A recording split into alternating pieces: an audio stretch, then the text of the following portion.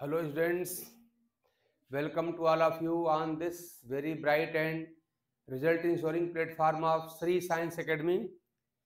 This is chemistry mentor Dr. R.K. Tiwari.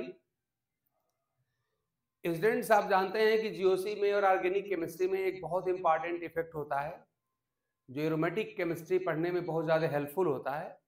वो आप जानते होता है रेजोनेंस, जिसको शॉर्ट में हम आर या मेसोमेरिक या कैपिटल एम से लिखते हैं. उस तरह से रेजोनेंस इफेक्ट जिसको हम आर से कह रहे हैं, यहाँ पर असल में ग्रुप होते हैं जिसको हम आर ग्रुप या रेजोनेंस ग्रुप या एम ग्रुप या मेसोमेरिक ग्रुप कहते हैं. हम देखेंगे ये दो तरह के होते हैं, प्लस आर और माइनस आर. तो ये सारी बातों पर आज हम आपसे एक छोटे से वीडियो के माध्यम से बात करने वाले हैं. और आप जानते हैं, आप पढ़े हैं कि अगर बेंजीन रिंग के साथ कोई ग्रुप लगा हो तो इलेक्ट्रोफाइल कहाँ पे एंटर करता है. तो कुछ ग्रुप के लगे होने पे इलेक्ट्रोफाइल आर्थो और पैरा पोजीशन पे एंटर करते हैं बेंजीन रिंग के, और कुछ ग्रुप लगे होने पर मेटा पोजीशन पे एंटर करते हैं. ये सारी बातें क्या हैं, ortho para meta directing groups क्या हैं, plus R minus R groups क्या हैं, plus M minus M groups क्या हैं, रेजोनेंस इफेक्ट क्या होता है, इन सारी बातों का आज हम आपके साथ प्रयास करेंगे कि हम लोग मिल करके ये कॉन्सेप्ट बिल्कुल हमेशा के लिए क्रिस्टल कट क्लियर कर लें. चाहे हम किसी बोर्ड का एग्जाम दे रहे हों, हम क्लास 11th वाले हों, क्लास 12th वाले हों, आईआईटी के हों, नीट के हों, टीजीटी के हों, पीजीटी के हों, या ऑर्गेनिक केमिस्ट्री हम किसी भी लेवल पे पढ़ रहे हैं, राइट फ्रॉम 11 टू ऑनवर्ड. तो वहाँ पर आपका ये जो वीडियो है, ये सारी इंफॉर्मेशन है, वो बहुत ज़्यादा यूजफुल होगी. और इस वीडियो को देखने के बाद अगर आपको लगे कि ये इंफॉर्मेशन आपके लिए यूजफुल हैं और इस तरह की वीडियो आप और चाहते हैं, तो हमारे आप इस चैनल को लाइक एंड सब्सक्राइब कर दीजिएगा, अपने फ्रेंड्स को आप रिकमेंड कर दीजिएगा. और लगे कि नहीं ये वीडियो आपके किसी काम का नहीं, तो इसको आप बिल्कुल स्किप कर जाइएगा. आपको इसे देखने की और बढ़ाने की जरूरत नहीं है. ठीक है, चलिए वीडियो शुरू करते हैं. देखिए स्टूडेंट्स, हमने पिछले क्लास में कंजुगेशन या रेजोनेंस की सारी कंडीशन हमने बता दिया था. तो जिन लोगों को ये बात क्लियर ना हो कि रेजोनेंस क्या है या रेजोनेंस या कंजुगेशन क्या है, तो वो लोग मेरी पिछली वीडियो हमने अपलोड किया, उसको अवश्य देख लेंगे. उसमें सारे कंडीशन वहाँ पे दिए गए हैं, क्योंकि वो जानना में थोड़ा हेल्प आपको जस्ट अपडेट करने के लिए एक आध एग्जाम्पल लिख दे रहा हूँ. जैसे मान लीजिए मैं कहूँ अगर आपसे कि अगर यहाँ पे दो डबल बॉन्ड के बीच में अगर एक सिंगल बॉन्ड आ जाए तो इसको हम रेजोनेंस या ये कहा जाए कि इसको हम कंजुगेशन कहते हैं. ऐसे हमने आपसे कहा था कि अगर मान लीजिए कि यहाँ पे डबल बॉन्ड और प्लस चार्ज के बीच में अगर सिंगल बॉन्ड आए तो ये भी आपका रेजोनेंस होता है या कल ये कंजुगेशन होता है. हालांकि हमने 6-7 कंडीशन कुल मिलाकर बताया था आपको, सब देख लीजिएगा आप लोग. मैं तो खाली रिमाइंडर दे रहा हूं यहाँ पे. ऐसे ही मान लीजिए अगर कहा जाए कि डबल बॉन्ड या नेगेटिव चार्ज के बीच में अगर सिंगल बॉन्ड आ जाए तो कंजुगेशन होता है. इसी प्रकार से कहा था कि डबल बॉन्ड और ट्रिपल बॉन्ड के बीच सिंगल बॉन्ड आ जाए तो कंजुगेशन होता है. डबल बॉन्ड और लोन पेयर के बीच में सिंगल बॉन्ड आ जाए तो कंजुगेशन होता है. ऐसे ही डबल बॉन्ड और ऑड इलेक्ट्रॉन के बीच में आ जाए तो भी कंजुगेशन होता है. ये सारी बात हो चुकी है, ठीक है ना. अब उसमें एक लाइन याद करिए, जहां पे कंजुगेशन होता है वहां पे क्या होता है, एक लाइन आप याद रखेंगे. क्या वो लाइन ये है कि कंजुगेशन जो होता है वो पाई इलेक्ट्रॉन्स को डीलोकलाइज कर देता है. पाई इलेक्ट्रॉन्स को डीलोकलाइज कर देता है, यानी कि आप कह सकते हैं कि जो कंजुगेशन है, conjugation makes the pi electrons delocalise, मतलब transferable. Makes the pi electron pairs delocalise का मतलब होता है ट्रांसफरेबल. डीलोकलाइज ये कर देता है, ठीक. यानी अगर ऐसा कोई स्ट्रक्चरल अगर अरेंजमेंट दिखता है किसी कंपाउंड में तो वहां के जो पाई इलेक्ट्रॉन्स हैं वो ट्रांसफर होने लगते हैं, उसी को हम कहते हैं डीलोकलाइज. ठीक है ना. तो अब मैं एग्जांपल के थ्रू आपको इसको दिखाता हूं. सीधे पहले दिखाऊंगा ओपन चेन में दिखाऊंगा और उसके बाद से फाइनली मैं बेंजीन लिंक मिला के आपको सारी बातें दिखाने का प्रयास करता हूँ। तो आई होप कि मेरी पिछली वीडियो आप जरूर देख लिए होंगे और आपको ये मालूम हो गया होगा कि कंजुगेशन क्या क्या होता है। हालांकि मैंने आपको थोड़ा सा हेल्प करने के लिए हमने 1 2 3 कंडीशन लिख दिया है। जब दो डबल बॉन्ड के बीच सिंगल बॉन्ड आए तो कंजुगेशन, डबल और प्लस के बीच सिंगल बॉन्ड आए तो कंजुगेशन, डबल और माइनस के बीच सिंगल बॉन्ड आए तो कंजुगेशन, डबल और ट्रिपल बॉन्ड के बीच सिंगल बॉन्ड आए तो कंजुगेशन। ये सब कंजुगेशन कंडीशन होती है। हमने पिछले वीडियो में सारी बातें डिटेल में चर्चा किया है, आप देख लीजिएगा। चलिए मैं एग्जांपल के थ्रू आपको दिखाता हूं कि ये रेजोनेंस और मेसोमेरिक इफेक्ट क्या होते हैं, और उसके बाद फिर हम लोग डिफरेंट टाइप के ग्रुप की बात करेंगे कि प्लस आर ग्रुप्स क्या होते हैं, या प्लस आर इफेक्ट क्या होता है, माइनस आर ग्रुप क्या होते हैं, माइनस आर इफेक्ट क्या होता है, उसमें से कौन से आर्थो पैरा डायरेक्टिंग ग्रुप होते हैं और कौन से मेटा डायरेक्टिंग ग्रुप्स होते हैं, सब बात करते हैं आपसे। चलिए शुरुआत करते हैं एक छोटे से एक ओपन चेन कंपाउंड से। देखें जरा साहब, यहाँ देखिए, मान लीजिए हमने यहाँ पे लिखा ACH2 double bond CH single bond CH and double bond CH2, ये हो गया। अब आप देख पा रहे हैं यहाँ पर कि दो डबल बॉन्ड के बीच में एक सिंगल बॉन्ड आ गया। हमने भी बताया था आपको कि अगर दो डबल बॉन्ड के बीच में एक सिंगल बॉन्ड आए तो कंजुगेशन होता है, ये बात आप देख चुके हैं। हमने पिछले वीडियो में पूरे एग्जाम्पल के सहित सब दिखाया है, तो आप उसको जरूर देखें आप लोग, बहुत काम की वीडियो है वो। अब देखिए, जब कंजुगेशन हो गया तो कंजुगेशन होने का मतलब आप जानते हैं कि डबल बॉन्ड में से एक बॉन्ड आपका सिग्मा और एक पाई होता है।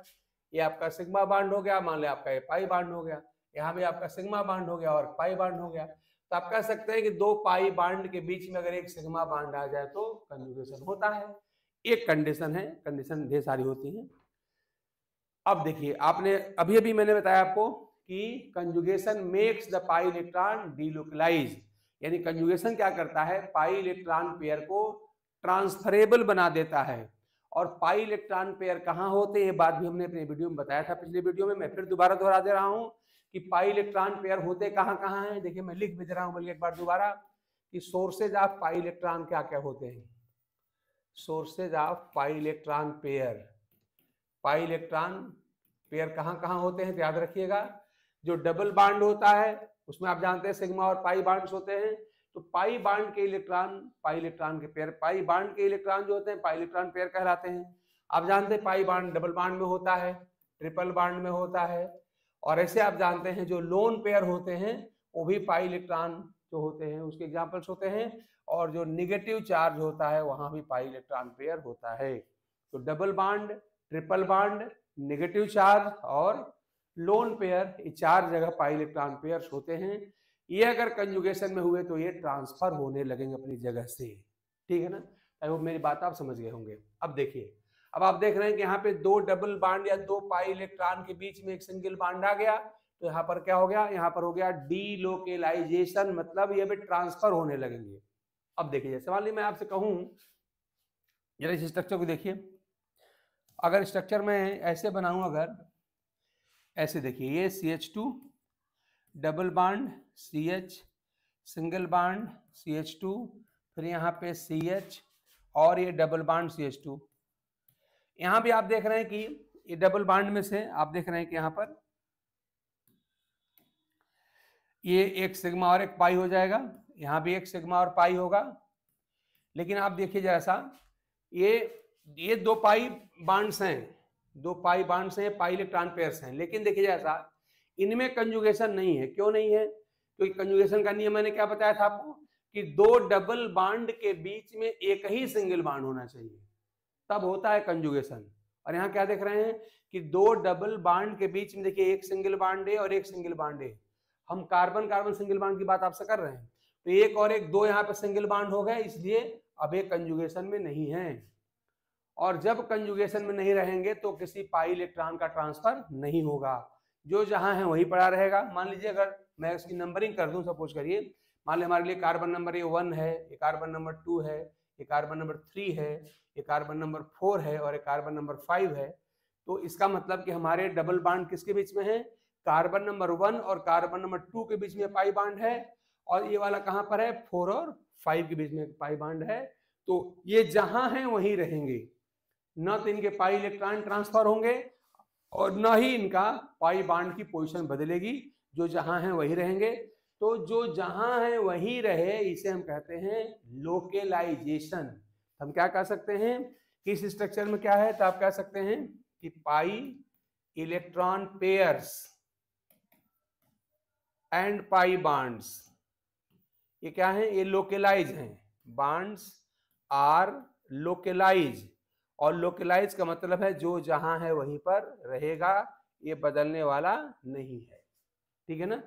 ये कब, जब पाई इलेक्ट्रॉन पेयर कंजुगेशन में नहीं रहेंगे तो जहां पर हैं वहीं पर पड़े रहेंगे, इसी को हम बोलेंगे वो लोकेलाइज है। ठीक है ना। लेकिन जब आप इस पे आप आ रहे हैं तो ये कंडीशन दूसरी है।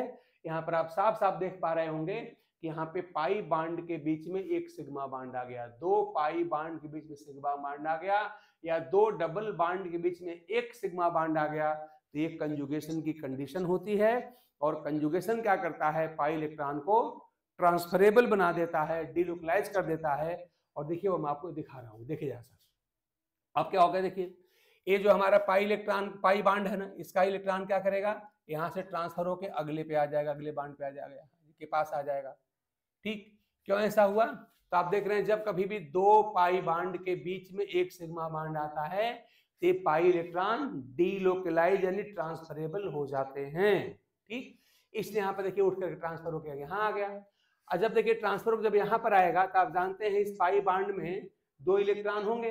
अगर मान ली मैं नंबरिंग कर दूं, अगर कार्बन का मान ली हमारा कार्बन नंबर 1 है, इसको कार्बन 2 मान लिया जाए, इसको मैं 3, इसको 4 कह रहा हूँ। तो ध्यान दीजिएगा इस पाई बांड में दो इलेक्ट्रॉन थे ना, तो दो इलेक्ट्रॉन में से एक इलेक्ट्रॉन कार्बन नंबर 1 का था और एक इलेक्ट्रॉन कार्बन नंबर 2 का था। क्योंकि हम सब जानते हैं कि सिग्मा और पाई बांड वास्तव में क्या होते हैं, कोवेलेंट बांड होते हैं। और कोवेलेंट बांड बनता कैसे है, by the sharing of electron से बनता है, सबको मालूम है। तो इसका मतलब इस पाई बांड को बनाने में जो दो इलेक्ट्रॉन लगे होंगे उसमें से मान ली मैं डार्ट से अगर दिखा लूं इन इलेक्ट्रॉन्स को डार्ट से, तो इसमें से एक इलेक्ट्रॉन इसमें से कार्बन नंबर 1 का था और दूसरा इलेक्ट्रॉन कार्बन नंबर 2 का था। वो क्या रहा है कि पूरा दोनों का दोनों पाई इलेक्ट्रॉन पेयर ट्रांसफर होके इधर चला गया, कार्बन नंबर 2 की तरफ आ गया। यानी कि यहाँ से कार्बन नंबर 1 के एक इलेक्ट्रॉन का लॉस हुआ, 2 का तो कुछ नहीं हुआ क्योंकि 2 के जो लेफ्ट में था वही इसके राइट में आ गया। तो आप देख रहे हैं इस तरह से क्या होने वाला है कि इस जगह पे अगर मैं इसको अगर यहाँ पे ट्रांसफर कर दूं, अच्छा अब देखिए ये दोनों डीलोकलाइज हो चुके हैं। ये देखिए दोनों कंजुगेशन में है ना। अब हम पढ़ चुके हैं अगर दो डबल बांड के बीच में एक सिंगल बांड आया तो कंजुगेशन होता है। तो क्या हो गया, ये डीलोकलाइज हो गए हैं, ट्रांसफरेबल हो गए हैं। ये उठ करके अब ट्रांसफर होकर यहाँ पर आ जाएगा और ये ट्रांसफर होकर मान लीजिए भाई यहाँ पर आ गया इस तरह से। और जब ऐसे ट्रांसफर होगा तब जा देखें क्या इसका रिजल्ट क्या मिलेगा।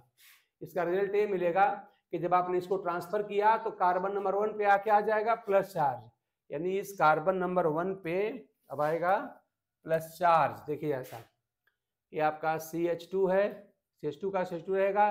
ध्यान दीजिएगा इसमें किसी एटम का ट्रांसफर नहीं होता है, खाली पाई इलेक्ट्रॉन पेयर का ट्रांसफर होगा और पाई इलेक्ट्रॉन पेयर के ट्रांसफर होने से पाई बांड का ट्रांसफर होगा। ये बात ध्यान दीजिएगा आप लोग कि जो हमने पाई इलेक्ट्रॉन पेयर उठा के यहाँ से यहाँ ट्रांसफर कर दिए उसमें से एक इलेक्ट्रॉन कार्बन नंबर 1 का था, एक इलेक्ट्रॉन कार्बन नंबर 2 का था। ठीक है ना। तो आप देख पा रहे हैं कि यहाँ पर ऐसा हुआ। तो इस तरह से क्या होगा, अच्छा जब इलेक्ट्रॉन को हमने ट्रांसफर किया तो कार्बन नंबर 1 के इलेक्ट्रॉन का लॉस हुआ, तो इसका मतलब कार्बन नंबर 1 पे आ जाएगा प्लस चार्ज। अब ये आपका पाई इलेक्ट्रॉन पेयर उठ करके यहाँ से यहाँ चला गया तो आपका पाई बांड भी यहाँ नहीं रहेगा, यानी आप सिंगल बांड हो जाएगा। अब देखिए कार्बन नंबर 2 के पास आइए, यहाँ पे जो बांड यहाँ था उठ करके अब ये बांड यहाँ आ जाएगा, तो अब आपका ये CH मान लीजिए हो गया और ये बांड क्या हो जाएगा, अब डबल बांड हो जाएगा। क्यों हो जाएगा भाई, क्योंकि पहले खाली सिग्मा बांड था और ये पाई बांड उठ करके यहाँ से यहाँ ट्रांसफर हो गया था, आपका डबल बांड यहाँ पर हो गया। अच्छा अब कार्बन नंबर 2 को देखा जाए तो जो इलेक्ट्रॉन कार्बन नंबर 2 के लेफ्ट में था वही उसके राइट में चला गया, इसलिए कार्बन नंबर 2 को ना तो कोई इलेक्ट्रॉन मिला ना इलेक्ट्रॉन इसका गया। जैसे मान लीजिए अगर मेरे शर्ट में अगर दो जेब होते, हम क्या करते एक पॉकेट में से पेन निकाल के अगले पॉकेट में रख लिए, तो कोई हमारा कुछ हमने ना पेन दिया ना पेन लिया। आपके पास मान लिया आपके शर्ट में दो पॉकेट्स हैं, लेफ्ट पॉकेट में से 500 रुपीज थे, निकाल के राइट पॉकेट में रख लीजिए तो आपका कोई नुकसान नहीं हुआ। वही हुआ कार्बन नंबर 2 के साथ में कि कार्बन नंबर 2 के जो लेफ्ट में पाई इलेक्ट्रॉन पेयर थे वही अब राइट में आ गए, यहाँ आ गए देखिए, तो इसका कुछ नहीं हुआ। लेकिन कार्बन नंबर 3 को देखिए जरा सा, कार्बन नंबर 3 के पास आइए, तो कार्बन नंबर 3 में क्या हुआ कि इस ट्रांसफर से कार्बन नंबर 3 को इलेक्ट्रॉन मिला, लेकिन इस ट्रांसफर से कार्बन नंबर 3 के इलेक्ट्रॉन का लॉस हुआ। आप देख पा रहे होंगे कि आप देख रहे हैं कि, चलिए पहले एक एक करके ही दिखाते हैं, या दोनों ही देख लो क्या करना है।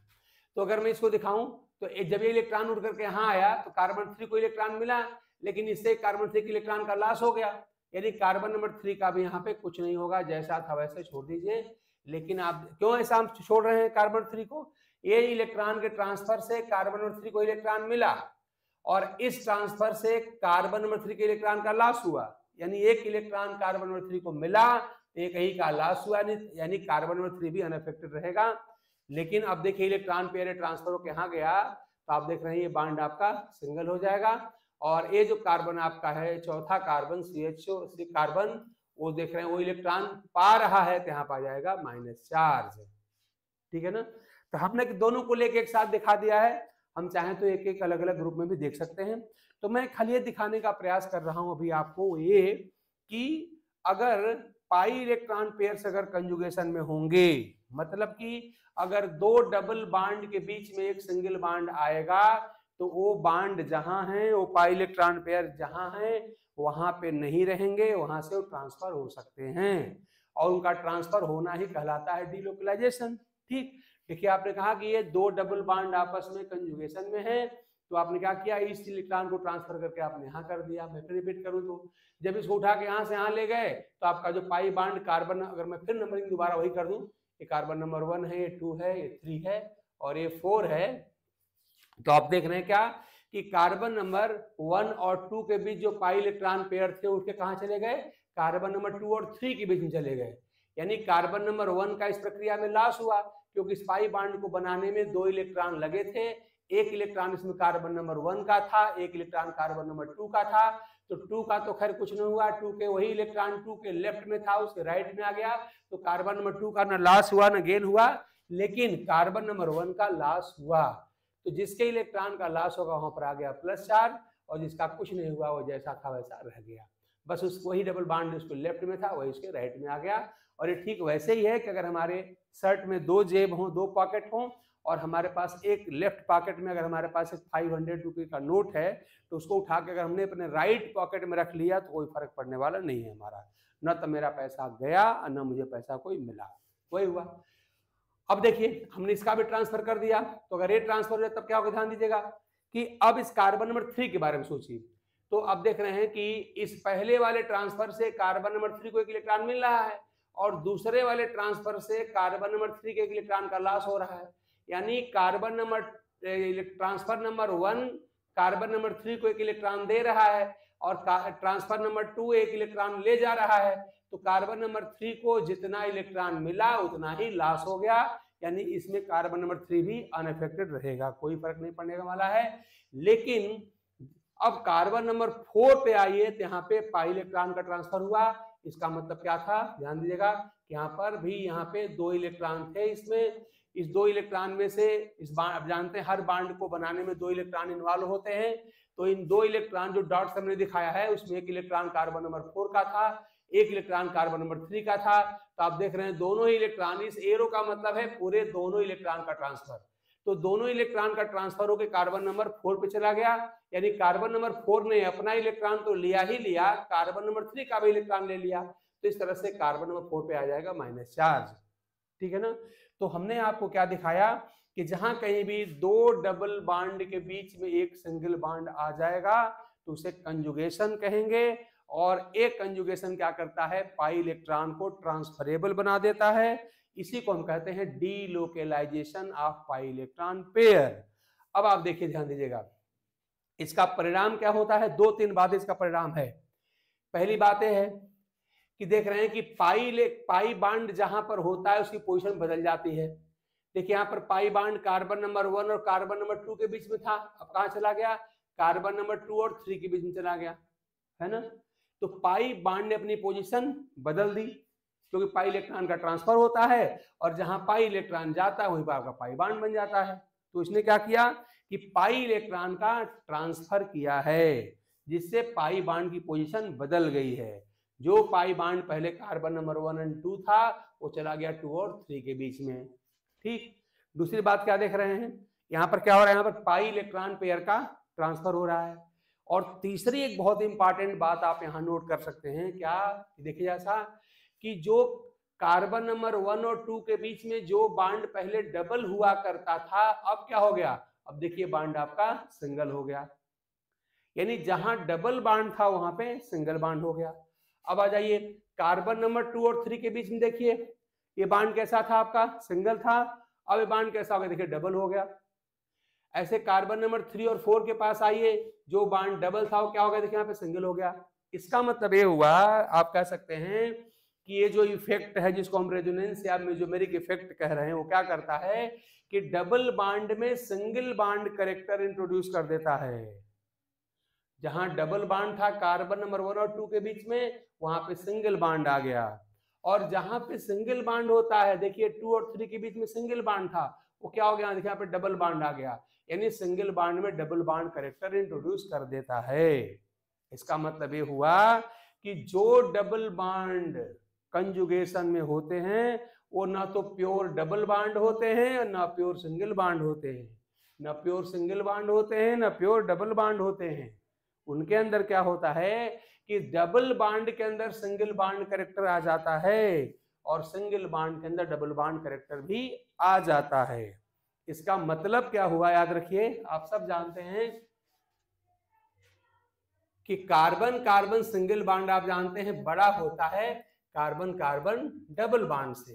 यही बात ना हम जानते हैं कि कार्बन कार्बन सिंगल बांड बड़ा होता है कार्बन कार्बन डबल बांड से। तो अब बताइए जरा सा कि डबल बांड में अगर सिंगल बांड कैरेक्टर आ गया, मतलब क्या हुआ कि छोटे बांड में थोड़ा सा बड़े बांड का कैरेक्टर आ गया, तो डबल बांड में सिंगल बांड का कैरेक्टर आने का मतलब ये हुआ क्या कि इस बांड की लंबाई क्या हो गई, बढ़ गई। ध्यान देना, डबल बांड क्या है, कंपैरेटिवली छोटा बांड है, सिंगल बांड कंपैरेटिवली बड़ा बांड है। तो डबल बांड में सिंगल बांड कैरेक्टर आने का मतलब ये होता है कि डबल बांड की लंबाई क्या हो गई, बढ़ गई, है ना, बढ़ गई। और यहां क्या देख रहे हैं, कार्बन नंबर 2 और 3 के बीच में कौन सा बांड था, सिंगल बांड था, यानी बड़ा बांड है। 2 3 में क्या हो गया, देख रहे हैं आपका डबल बांड हो गया। तो जो बांड पहले सिंगल था वो डबल हो गया, आप देख रहे हैं, यानी कि जो बड़ा बांड था वो छोटा बांड हो गया। यानी क्या करता है, बड़े बांड की लंबाई को घटाता है।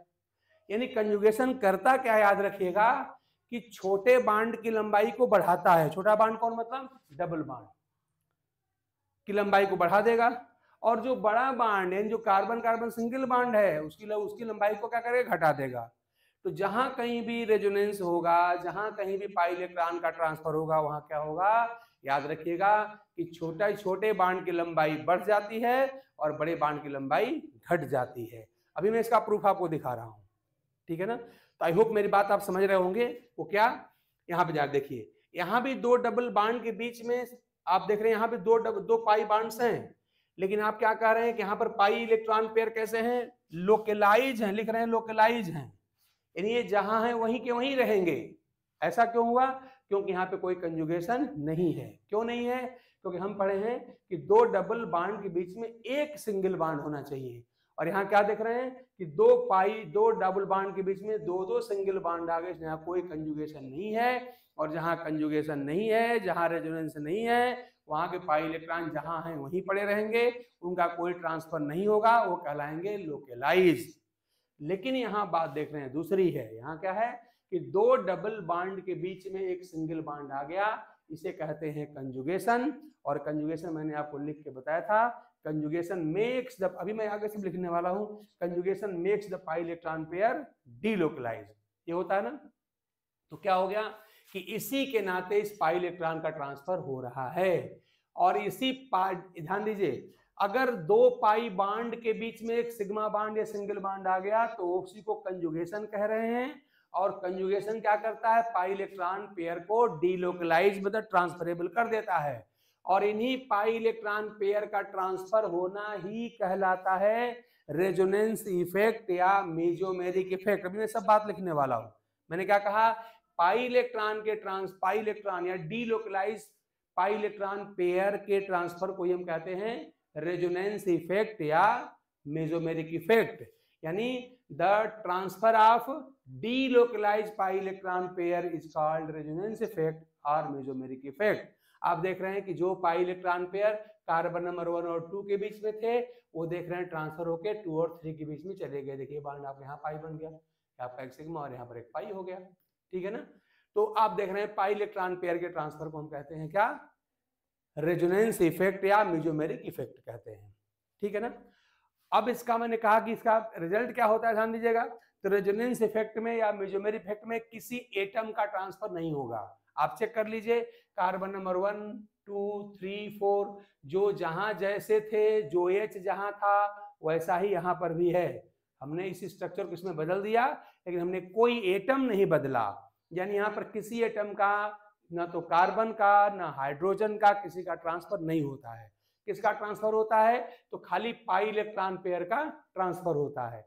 और जब पाई इलेक्ट्रॉन पेयर का ट्रांसफर होगा तो परिणाम क्या होगा कि बस जहां पे भाई सिंगल बॉन्ड थे वहां पे हो सकता है कि क्या हो जाए कि जहां सिंगल बॉन्ड था वहां पे डबल बॉन्ड हो गया और जहां डबल बॉन्ड था वहां पे सिंगल बॉन्ड हो गया। यही बात हुई ना। अगर आपका मॉलिक्यूल पहले क्या था, नॉन पोलर था, चार्जलेस था, कोई चार्ज नहीं था, ठीक है, बस में चार्ज आ गया, ये सब होते हैं। यानी खाली पाई इलेक्ट्रॉन पेयर का ट्रांसफर होता है और कुछ दूसरा नहीं होता है। एटम का ट्रांसफर बिल्कुल नहीं होता है और इसी पाई इलेक्ट्रॉन पेयर के ट्रांसफर को ही हम कहते हैं रेजोनेंस इफेक्ट या मेसोमेरिक इफेक्ट। मैं लिखने वाला भी हूं।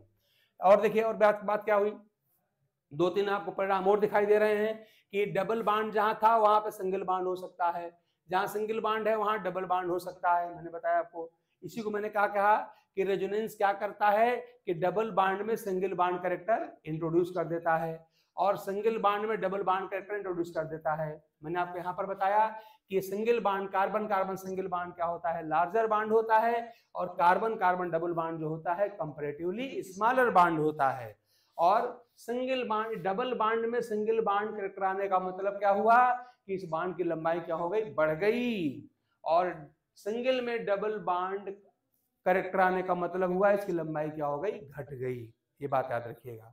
दूसरी बात और होती है, एक और बस समझ लीजिए आप जरा सा कि ये क्या करता है, ये रेजोनेंस इफेक्ट क्या करता है कि एक ही मॉलिक्यूल के मोर देन वन स्ट्रक्चर पॉसिबल कर देता है।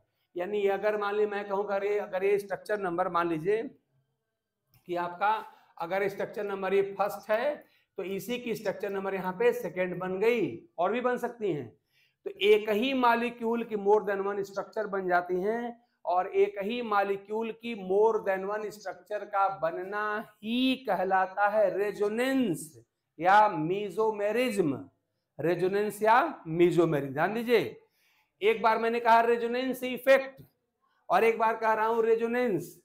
तो रेजोनेंस इफेक्ट क्या होता है, pi electron delocalise pi electron का ट्रांसफर, ध्यान दीजिए मैं फिर रिपीट करूं, डीलोकलाइज पाई इलेक्ट्रॉन का ट्रांसफर कहलाता है रेजोनेंस इफेक्ट और मोर देन वन स्ट्रक्चर का पॉसिबल होना कहलाता है रेजोनेंस। ठीक है ना, ये बात याद रखिएगा। तो रेजोनेंस इफेक्ट और रेजोनेंस में अंतर है। पाई इलेक्ट्रॉन के ट्रांसफर को हम बोल रहे हैं रेजोनेंस इफेक्ट और एक ही मॉलिक्यूल का मोर देन वन स्ट्रक्चर का होना कहलाता है रेजोनेंस। और जहां कहीं भी रेजोनेंस होता है वहां की स्टेबिलिटी जो होती है बढ़ जाती है। तो इसके 3-4 जो इफेक्ट हैं वो हैं, तो मैंने इसको ढंग से रिवाइज कर दिया। आई होप मेरी बात आप समझ गए होंगे। अब इसको 2-3 पॉइंट में फट से लिख दे रहा हूं ताकि आपको चीजें और याद करने में सहूलियत हो जाए। और अभी मैंने क्या किया है, इसको ओपन चेन में दिखाया है। असल में इसकी रियल में जरूरत कहां पर पड़ती है, जब आप इसको देखते हैं रिंग में डाल के देखेंगे, रिंग में डाल देखा जाएगा, बेंजीन रिंग के साथ लगाया जाएगा, तब वहां पर आपको दिखाई पड़ेगा प्लस आर है माइनस आर है सब दिखेगा। तो अभी मैं इसको कंक्लूड कर लूं फिर आगे आपको देखेंगे। चलिए, तो इसमें याद क्या करने की चीज है, ध्यान दीजिएगा। पहली बात क्या, कंजुगेशन क्या करता है, conjugation makes the pi electron pair delocalise, makes the pi electron pair delocalise. अभी हमने आपको दिखाया था डीलोकलाइज का मतलब होता है ट्रांसफरेबल, डीलोकलाइज का मतलब होता है ट्रांसफरेबल, यानी पाई इलेक्ट्रॉन पे ट्रांसफर होने लगते हैं। ये बात आपने अभी आपने देखा। ठीक है। दूसरी बात आपने क्या देखा कि डीलोकलाइज पाई इलेक्ट्रॉन पेयर के ट्रांसफर को ही हम रेजोनेंस इफेक्ट या मेसोमेरिक इफेक्ट कहते हैं, ठीक ना। अगली बात हमने क्या कहा कि transfer of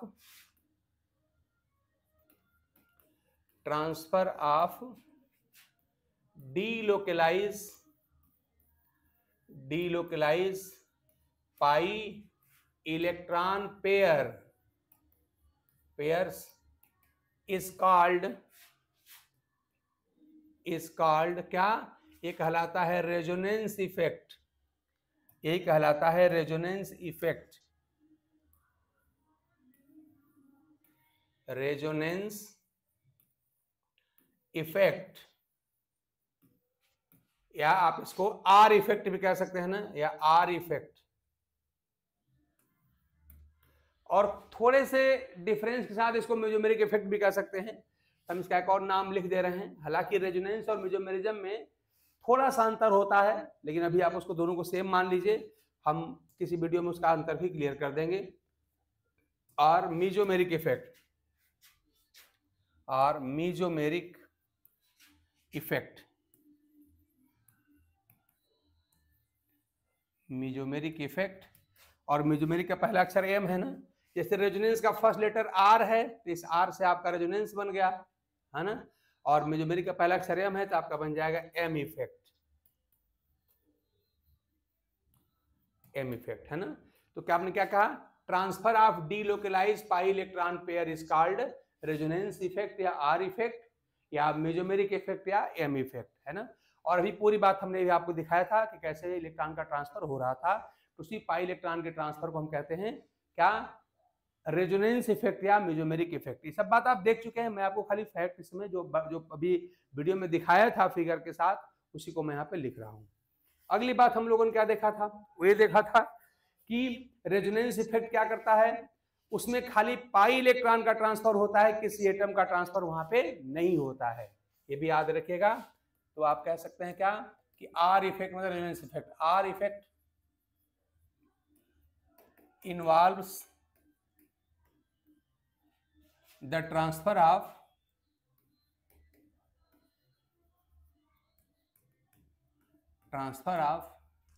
pi electron pairs only, pi electron pairs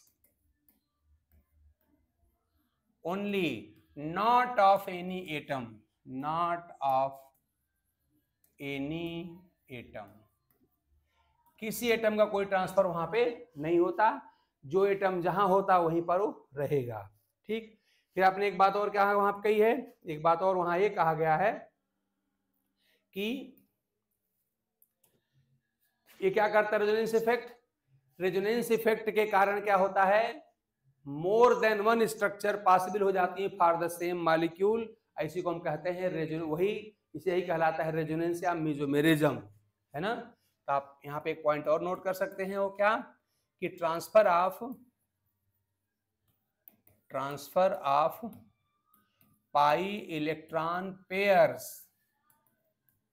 results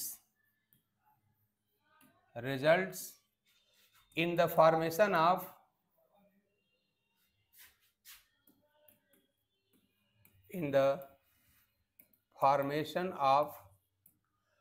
more than one structure for same molecule, structures for the same molecule, है ना। दिस इज कॉल्ड, यही कहलाता है रेजोनेंस इफेक्ट, सॉरी खाली रेजोनेंस कहलाता है, दिस इज कॉल्ड रेजोनेंस। एक ही molecule की मोर देन वन स्ट्रक्चर का होना कहलाता है रेजोनेंस, रेजोनेंस, या इसको आप कह सकते हैं मेसोमेरिज्म, ये कहलाता है मेसोमेरिज्म। याद रखिए रेजोनेंस और रेजोनेंस इफेक्ट में अंतर है। मैंने क्या कहा आपसे, पाई डीलोकलाइज पाई इलेक्ट्रॉन के ट्रांसफर को कहते हैं रेजोनेंस इफेक्ट, और एक से अधिक स्ट्रक्चर का पॉसिबल हो जाना कहलाता है रेजोनेंस। ये बहुत अंतर है भाई, रेजोनेंस इफेक्ट अलग चीज है और रेजोनेंस अलग चीज है।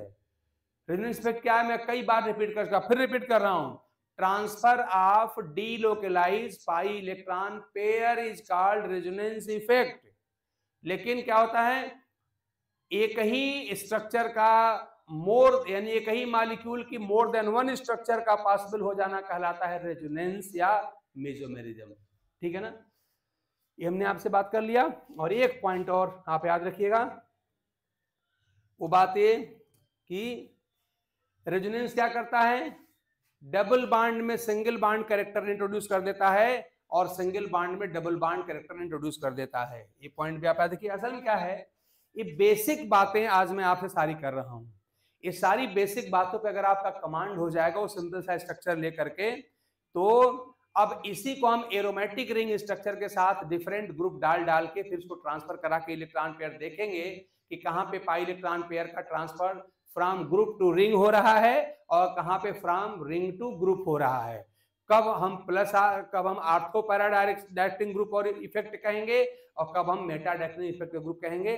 खैर इसके लिए हमको पूरी एक वीडियो और बनानी पड़ेगी, अभी आज बेसिक की बात हम कर लेते हैं। अच्छा, एक बात याद रखें, अभी अब हमने क्या कहा कि इन पाई इलेक्ट्रॉन पेयर के ट्रांसफर का परिणाम ये होता है कि मोर than one structure become possible for the same molecule. एक ही मॉलिक्यूल की मोर देन वन स्ट्रक्चर हो जाती हैं और ये जो मोर देन वन स्ट्रक्चर हो जाती हैं वो कहलाती हैं मेसोमेरिक स्ट्रक्चर या कैनोनिकल स्ट्रक्चर या कंजुगेटिंग स्ट्रक्चर या रेजोनेटिंग स्ट्रक्चर कहलाती हैं। यानी हमने क्या कहा कि एक ही मॉलिक्यूल की मोर देन वन स्ट्रक्चर जो बनती हैं वो स्ट्रक्चर 3-4 नामों से जानी जाती है, मैं नाम लिखने जा रहा हूं। और इन स्ट्रक्चर की कंपैरेटिव स्टेबिलिटी निकालने पर एक क्वेश्चन हर एग्जाम में आता है, उस पर भी आगे हम बात करेंगे किसी अन्य वीडियो में। ठीक है ना, अभी मैं मेन बात बेसिक की बात कर ले रहा हूं। लिखिए, द रिजल्टेंट स्ट्रक्चर, जो आपने जो मोर देन वन स्ट्रक्चर जो बनती है, रिजल्टेंट स्ट्रक्चर्स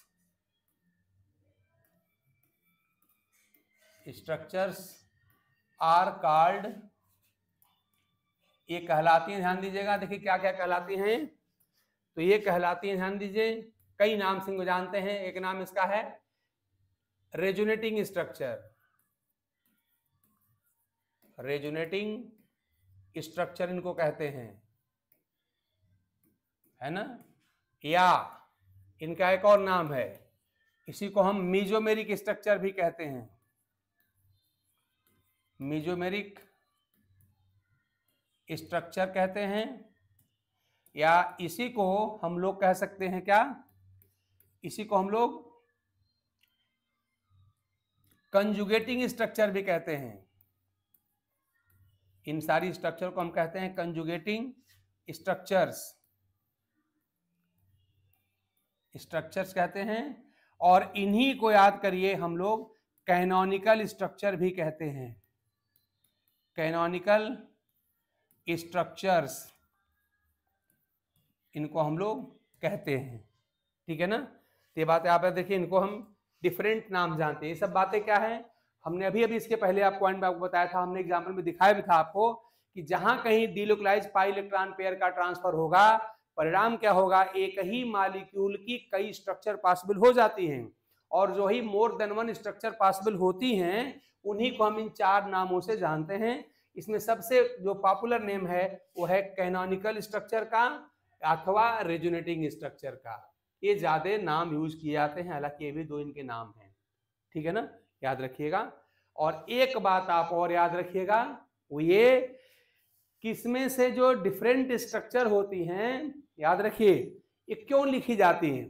तो अब जरा मेरी बात समझिए, होता क्या है, मान लीजिए हम कह रहे हैं कि आप क्रिकेट भी खेलते हैं, क्रिकेट खेलते समय आपका कोई एक ड्रेस होगा। मान लीजिए आप सपोज करो किसी जूनियर बच्चे को पढ़ा भी रहे हैं, यानी आप टीचर भी हैं, उसका कोई आपका ड्रेस होगा। मान लीजिए कि आप कबड्डी भी खेलते हैं, उसका भी अपना कोई ड्रेस होगा। सपोज करिए गांव में जाके आप ट्रैक्टर भी चलाते हैं, आपका बहुत लंबा चौड़ा खेती बाड़ी है, वहां पे काम करते हैं, उसका अपना ड्रेस होगा।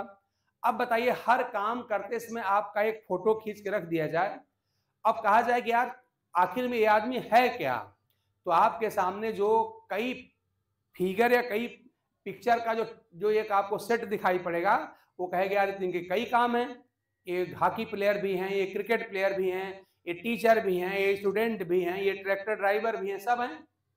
इसका मतलब कि ये हुआ कि हम सही में सारे हैं, यानी हमारे कई रूप हैं, ठीक है ना। और होता क्या, याद रखिएगा कि अब हमारे उन अब मैं कहूं कि ऐसा कोई फोटो बनाओ मेरा जिसमें मेरे सारे रूप दिखाई दें, मैं क्रिकेट प्लेयर भी दिखूं, मैं हॉकी प्लेयर भी दिखूं, मैं स्टूडेंट भी दिखूं, मैं टीचर भी दिखूं, मैं ट्रैक्टर का ड्राइवर भी दिखूं, तो क्या ऐसा कोई फोटो बन पाएगा? कतई नहीं बन सकता है। उसी तरह समझिए कि जहां कहीं जिस किसी मॉलिक्यूल में कंजुगेशन होता है, उस मॉलिक्यूल की जो प्रॉपर्टी होती हैं वो किसी एक स्ट्रक्चर या स्ट्रक्चरल फार्मूले से नहीं दिखाई जा सकती। उनके लिए क्या होता है, हमेशा मोर देन वन स्ट्रक्चर दिखाना पड़ता है, ठीक है ना। मैंने आपसे क्या कहा कि जहां पर कोई ऐसा मॉलिक्यूल आपके सामने आए जिसकी मोर देन वन स्ट्रक्चर पॉसिबल हैं, तो वहां पे उस मॉलिक्यूल की यानी जिसकी प्रॉपर्टी, यानी मैंने फिर रिपीट करूं मेरी बात को, कि जहां कहीं ऐसा मॉलिक्यूल हो कि वहां पे कंजुगेशन है, तो उस मॉलिक्यूल की सारी प्रॉपर्टी को हम एक स्ट्रक्चर से नहीं दिखा पाएंगे, हम उसके लिए मोर देन वन स्ट्रक्चर ड्रा करेंगे। वो सारी स्ट्रक्चर मिलके उस मॉलिक्यूल की प्रॉपर्टी को एक्सप्लेन कर पाएंगी, ठीक है ना। और उस मॉलिक्यूल की जो हम मोर देन वन स्ट्रक्चर बना रहे हैं उसकी प्रॉपर्टी को एक्सप्लेन करने के लिए वही कहलाता है रेजोनेंस या मेसोमेरिज्म कहलाता है। और आपने एक ही मॉलिक्यूल की जो कई स्ट्रक्चर बनाई, जो हमने अभी बना के दिखाया था इसके पहले एग्जाम्पल में, उन्हीं स्ट्रक्चर को इन नामों से हम जानते हैं। और एक लाइन आप याद करिए, ये जो स्ट्रक्चर्स होती है ना, इसमें कोई भी इस्तेमाल, आपने कहा कि एक मॉलिक्यूल की 4 स्ट्रक्चर हो गई, तो उसमें से चारों में से कोई भी स्ट्रक्चर उस मॉलिक्यूल की सारी प्रॉपर्टी को एक्सप्लेन नहीं कर पाएगी। उसमें से हर स्ट्रक्चर कुछ न कुछ प्रॉपर्टी को एक्सप्लेन करेंगी, और कौन कितना ज्यादा एक्सप्लेन करेगी वो उस स्ट्रक्चर की स्टेबिलिटी पे डिपेंड करता है, जो एक अलग वीडियो का मैटर है। मैं आपको कंपैरेटिव स्टेबिलिटी निकालने का तरीका बताऊंगा, ठीक है ना। हाँ, एक पॉइंट आप याद रखिए, जो कई स्ट्रक्चर बनती हैं वो वास्तव में उसकी रियल स्ट्रक्चर उनमें से कोई नहीं है।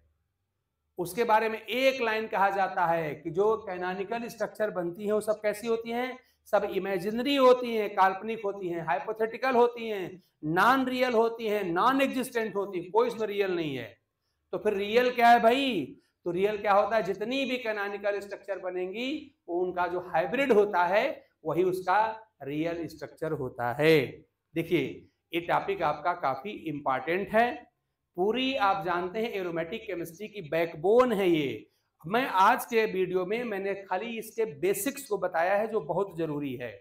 इन बेसिक्स को अगर आप समझेंगे, अगर आप इनको याद रखेंगे, तो फिर इसका जो एडवांस होता है वो आसानी से हम लोग देख पाएंगे और समझ पाएंगे। ये बात आप दिमाग में बैठा कर रखिएगा। तो आज हमने प्रयास किया कि इसके बेसिक को समझ लिया जाए। सारी बात हमने आपको बता दिया आज, बेसिक की सारी बातें। तो वीडियो चूंकि बहुत लंबी हो जाएगी तो मजा नहीं आएगा, इसलिए बेसिक्स हमने आज आप बता दिए। अब अगली वीडियो में मैं क्या करूंगा कि अब बेसिक आप सब बात समझ गए हैं, तब मैं ग्रुप बताऊंगा कि 2 तरह के ग्रुप होते हैं, एक +R ग्रुप होता है और एक -R ग्रुप होता है। उन ग्रुप को हम पहचाने कैसे, तो उसमें देखा जाएगा कौन सा ग्रुप, कोई ग्रुप होते हैं बेंजीन रिंग में इलेक्ट्रॉन डोनेट करते हैं और कुछ विड्रा कर लेते हैं, ठीक है ना। जैसे से आर्थो पैरा डायरेक्टिंग ग्रुप क्या होते हैं, मेटा डायरेक्टिंग ग्रुप क्या होते हैं, इनको जानने के बाद हम जो इलेक्ट्रोफिलिक जो सब्स्टिट्यूशन रिएक्शन बेंजीन रिंग की होती हैं उनको बिना याद किए हम डायरेक्ट उसको लिख पाएंगे। ये सारी बात आपको हम दिखाएंगे लेकिन अगले वीडियो में। तो आप आई होप कि इन वीडियोस को आप अगर ढंग से देखते हैं, थोड़ा सा चीज़ों को दोहरा के देख लेते हैं, तो आपका एक बढ़िया बेस बन जाएगा। और जब बेस बन जाएगा तो आप एक बात आप जानते हैं, जितने भी कंपाउंड आपके IIT में, नीट में, बोर्ड में हैं, उन हर कंपाउंड का एलिफेटिक फार्म भी होता है, एरोमेटिक फार्म भी होता है। जैसे आप हाइड्रोकार्बन आप पढ़ रहे हैं, क्लास 11th वाला जो सिलेबस है, जो IIT में भी है, नीट में भी है, आप जानते हैं। तो आप जानते हैं एलिफेटिक हाइड्रोकार्बन भी होते हैं, एरोमेटिक हाइड्रोकार्बन भी होते हैं। 12th में जाएंगे तो हैलो एल्केन होता है, तो हैलो एरीन भी होती है, आप जानते हैं। एल्कोहल्स होते हैं तो फिनाल्स भी होते हैं। यानी हर चैप्टर में आपको एलिफेटिक एरोमेटिक दोनों पार्ट मिलेंगे और एरोमेटिक का यही बेस है। तो इतनी बेसिक बातें आप अगर तैयार कर लेंगे तो फिर आप उसके एडवांस फार्म में आसानी से एंटर कर जाएंगे। और वो एडवांस फार्म या +R ग्रुप है, -R ग्रुप है, आर्थोपैराडाइटिंग इफेक्ट क्या है वो आपको बिल्कुल परेशान नहीं करेंगे। तो इसी उम्मीद के साथ मैं आज अपनी ये वीडियो यहीं पे बंद करता हूँ। होली का माहौल है, चारों तरफ थोड़ा सा आज म्यूजिक बज रहा है, आप लोग जानते ही हैं। तो उसी के बीच में थोड़ा सा एक वीडियो मैंने आज बनाने का सोचा, बना भी दिया, बन भी गया है और अब आप लोगों तक ये वीडियो पहुंचेगा। तो इस उम्मीद के साथ ये वीडियो आपके काम का होगा, आपके लिए यूजफुल होगा। और फिर वही इस आपके आपके से एक रिक्वेस्ट में करते हुए कि अगर आपको ये वीडियो हमारी यूजफुल लग रही है, अगर आपके काम की आ रही है, तो आप इस वीडियो को लाइक एंड सब्सक्राइब करें, अपने दोस्तों को देखने के लिए रिकमेंड करें, ताकि आपके साथ साथ आपके दोस्तों, आपके परिचितों को भी इसका फ़ायदा मिले और हमको थोड़ा प्रोत्साहन मिले, हमको थोड़ा सा एक बूस्टअप या बूस्टिंग डोज की तरह काम करेगा आपका लाइक और सब्सक्राइब, जिससे मैं और वीडियो आगे बनाऊंगा। इसी उम्मीद के साथ कि सब बहुत ढंग से होगा और आप होली का त्यौहार बड़े ढंग से एंजॉय कर रहे होंगे पूरे फैमिली के साथ। आज मैं अपनी वीडियो यहीं पर रोकता हूँ। Again and again thanks to all of you for watching my video.